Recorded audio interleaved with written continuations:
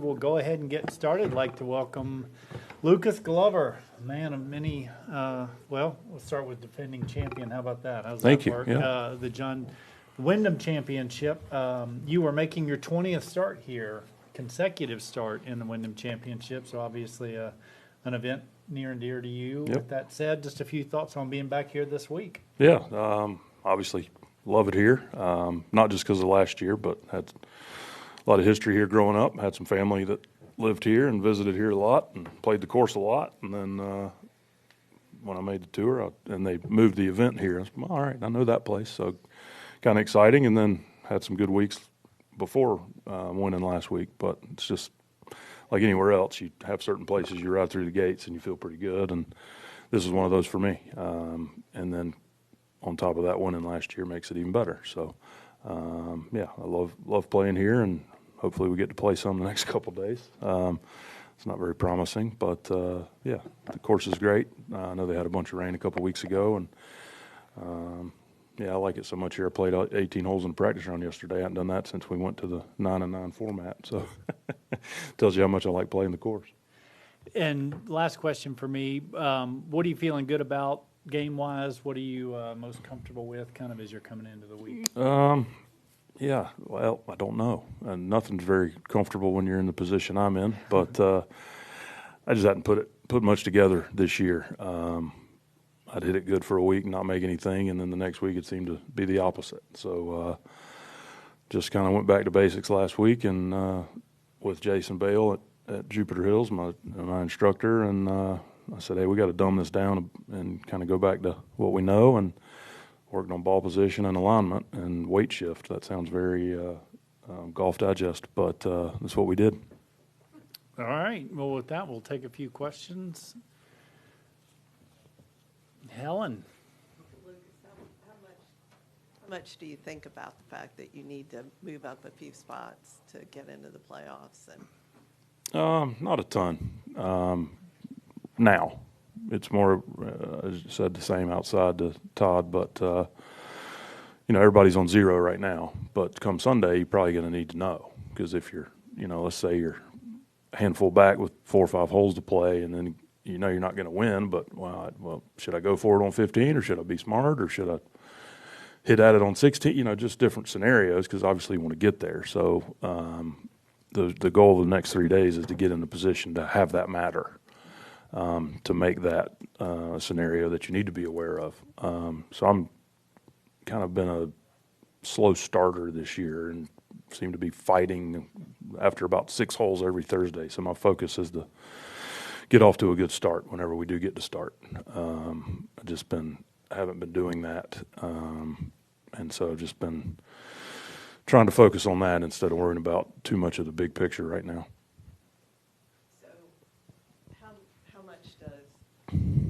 the weather forecast, I mean, if you're wanting to get off to a good start and there's uncertainty, how difficult is that? Yeah, it's just, I mean, I think we're kind of wait and see. We're going to start when we start, and I don't think there's much we can do about it. If it's tomorrow at 12:54, you know, I'll be ready to go, and if it's Friday at 4, I'll be ready to go. Just trying to narrow focus on that a little bit, not a pressure type situation, but just you know, let's try to get off to as good a start as possible. As you've had time to reflect on it, what did the run you had started here last year and carried on, what did that mean to you sort of internally? Obviously, it came with a lot of rewards, but sure. At your point in your career and the success, you know, what did it mean? Yeah, so 21 at Deere was kind of like a big deep breath, kind of a monkey off the back to win. You know, I'd had a couple nice runs and a couple nice years, et cetera, but at this point, I guess last year was 19 years and I was 43 or whatever it is, and that run was all right, it's still there. You know, it's still in there, and then cap it off with a couple wins. That was kind of more validation of, all right, you can still play out here. And then this year I've realized how hard golf is and how hard it is to do what the most consistent top players do, and that's play well, you know, every 3 out of 4 weeks, or in some guys' cases every week.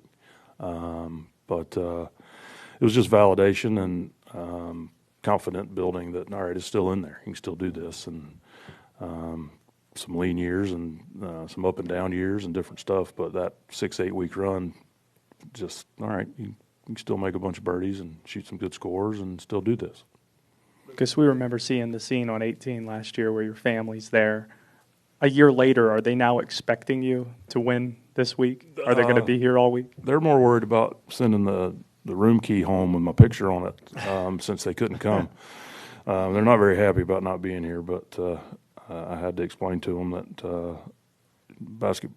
softball and hockey practice and school starting sometimes means you can't travel with Dad, but they weren't very happy about it. But yeah, they expect it now, unfortunately, especially here, because they always saw, the guy's picture at the Grand Over on the elevator and all that. So that needs to be you again, Dad. Like, oh man, that's a lot to live up to. But yeah, no, it's pretty cool seeing all that. And I've sent them some pictures and wish they were here, but it just didn't work out.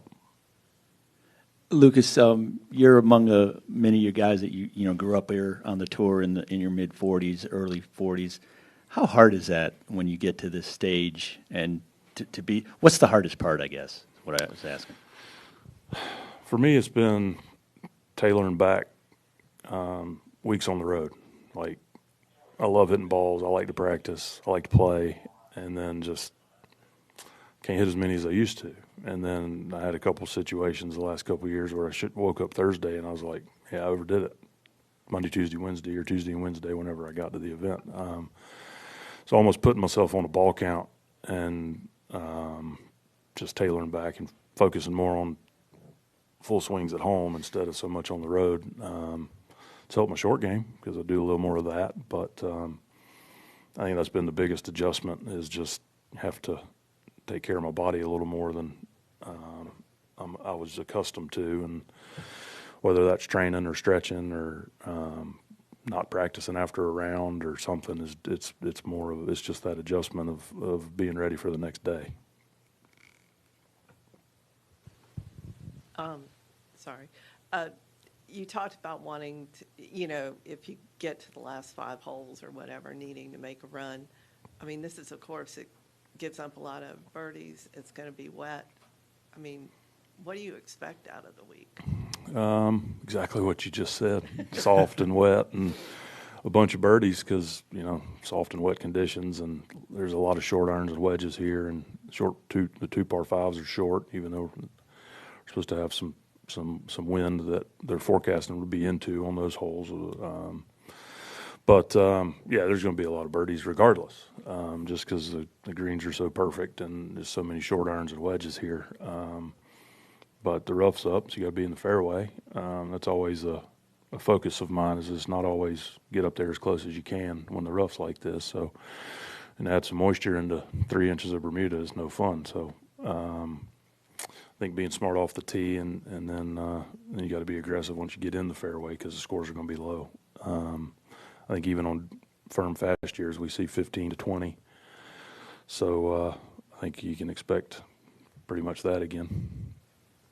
You're in a better position on the FedEx Cup now compared to where you were this time a year ago before the week. How do you feel, I guess, about your game compared to where you might have felt at this time on the pre-tournament before the Wyndham? Yeah, last year was, I guess I missed the cut at Minnesota the week before, but played nice. I just didn't make anything and missed the cut by a shot. But the previous 6 weeks were that pretty wacky run I went on there with top 10s or whatever it was, and I had 2 weeks off before, so I don't this week because Minnesota I wasn't able to get there, and then last week being the Olympics. So I don't really have anything to lean on as far as momentum or whatever. I got to kind of kickstart my own, if you will. But I like what we've been doing at home, practicing, and like what I've seen this week and rolling it nice. So, again, like I said to Helen earlier, just focusing on the start whenever that may be. For your career, where can momentum come from? Like, what are a couple ways you can kind of jog some of that momentum? Get off to a good start, A, make putts, B, for me. I've always hit it pretty good. Just got to make putts and or see something go in early or something like that. All the cliche stuff. It's unfortunately it's cliche because it's true. You hit some good shots and get something going. hit some bad shots, and you feel like you never can recover.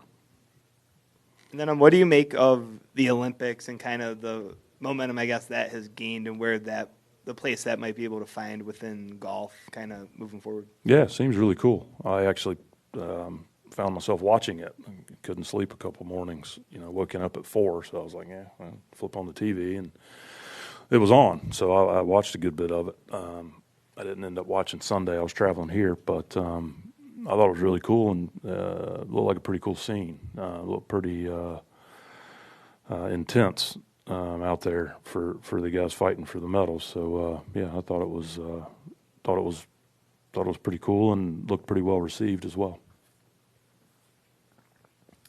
Ronnie? You've been out here and seen players come and go, hot streaks, runs, and everything. What stands out about what Scottie's done that sort of strikes you as maybe different or unique? Probably his humility. He just shows up, does his job, keeps his head down, and I think it's very impressive the way he handles himself with all the success, and he seems very humble. I think that's pretty cool, especially because he has every right to be the other way. He could walk around nose up in the air if he wanted, and nobody'd care because he's that good. But he's not, and I think that's really cool, and